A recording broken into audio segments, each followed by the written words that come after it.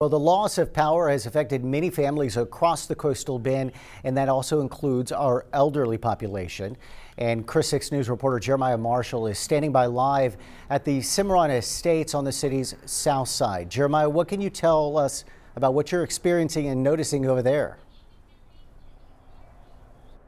Yeah, Paulo, so residents that I spoke to say that it's been extremely dark, it's been cold, and no water. But real quickly, I want to go ahead and walk this way because I want to get you a better angle of how there are these green trucks here and vans because restoration crews are also here about a massive leak that has happened and they're cleaning up that mess. But I want to go ahead and show you some video because when we arrived to the property, we saw families coming in to check on their loved ones, and according to residents that we spoke to, some were able to leave and stay with other loved ones. However, other residents say they didn't have that luxury. But we did speak to one resident who says he's lived here for about 3 years, and he says he's never seen anything like this before. You got a lot of people that live on the third floor that can't get down, and you got water on the floors because of the broken pipes.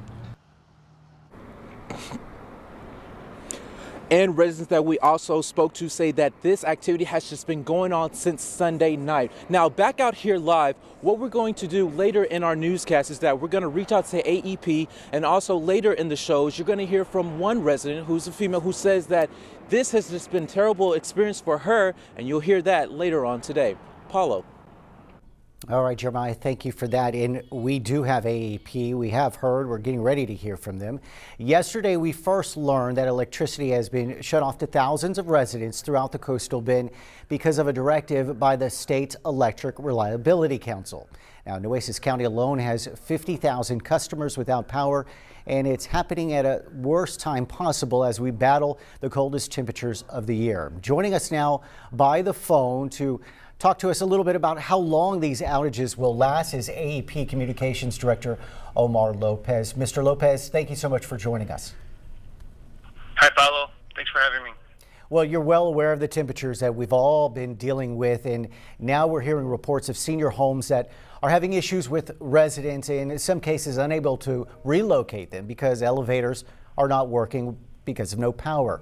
Now, we understand the stress on the grid is the reason behind these blackouts, but is there any exceptions being considered on who gets shut off or who doesn't? Well, Paulo, I'll tell you what. I think we should take a step back and really explain what's happening because there are a lot of questions that are being asked. Why aren't these outages being rotated? And the reason is there's no energy to rotate right now. What happened is when ERCOT started asking AEP Texas to take load off the grid and we started these outages, what ERCOT discovered is it wasn't enough. And they asked this of all utility companies across Texas. So they wanted more off the grid without allowing us to restore to people who are already taken off the grid. And we've seen that up until this morning, as late as this morning, they're still asking us to remove power off the grid. They just don't have enough power to build up the reserves to safely restore the entire grid. So that's what we're waiting for. Okay. Our crews are ready and waiting for the green light from ERCOT to start restoring. As far as buildings without power, we always do our best to monitor places like nursing homes, places like hospitals, but that's exactly why they have backup generators because things can happen, weather can happen, and those are facilities where they have life-saving equipment inside of those facilities. So we always monitor everything going on, and we have managers all over Texas who are monitoring every single community. This is very hard. We know. I wish we could give you an answer as to when the power would be restored, but the reality is we don't know until we get the green light from ERCOT to begin active restoration. The situation will be the same. Now, Mr. Lopez, we got about 30 seconds left. There's been a huge push by Texas to go green and for its power needs with wind turbines and solar farms. Are these efforts, in your opinion, do you feel like they are failing us with a fragile power grid? I think that the grid always needs to be a very delicate balance of a lot of different power sources.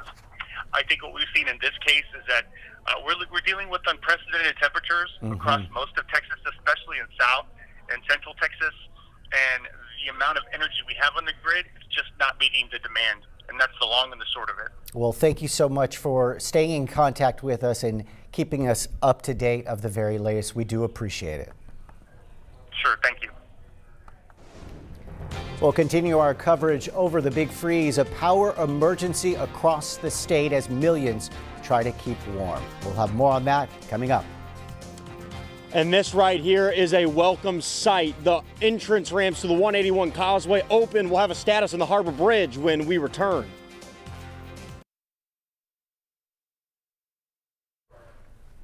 Welcome back, everyone, and thank you for joining us for your news at noon. Well, TxDOT announced early this morning the reopening of the JFK Causeway. But what about other major corridors and roads that need to reopen as well?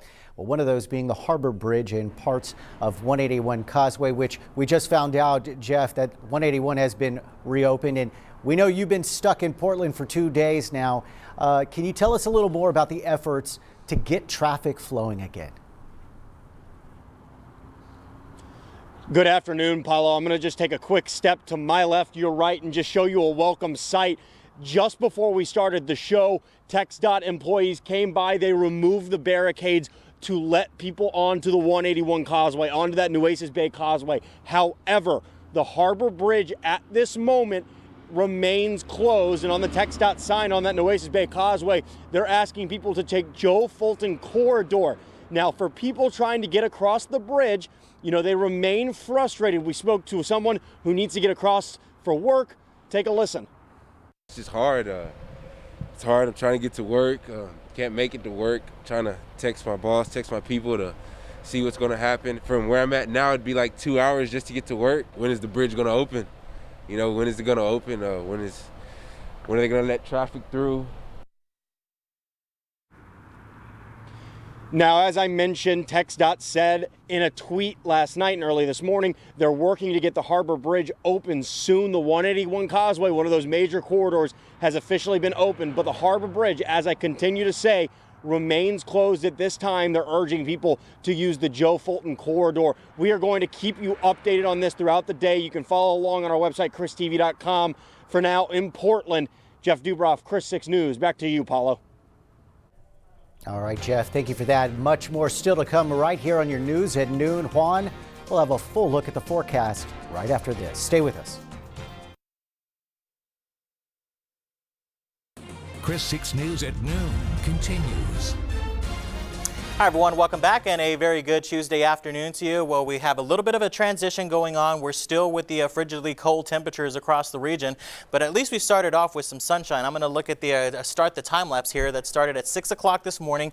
It was just gorgeous out there. You saw the clouds off in the distance, and unfortunately they came on pretty quickly at about 7 or 8 o'clock. So we didn't get to enjoy the sunshine for a whole lot, but hey, it's still not bad outdoors. We have the cloud coverage in place, and right now temperatures are holding on to the lower 30s here, still below freezing at this point out at Corpus Christi International with an east-northeasterly wind at 13 miles per hour. So as we look at the weather story, that's what tops is the clouds will be increasing over the South Texas region, and as we move on forward, the showers will start to move in later on this afternoon as temperatures are forecast to get into the lower 40s and finally get out of that freezing point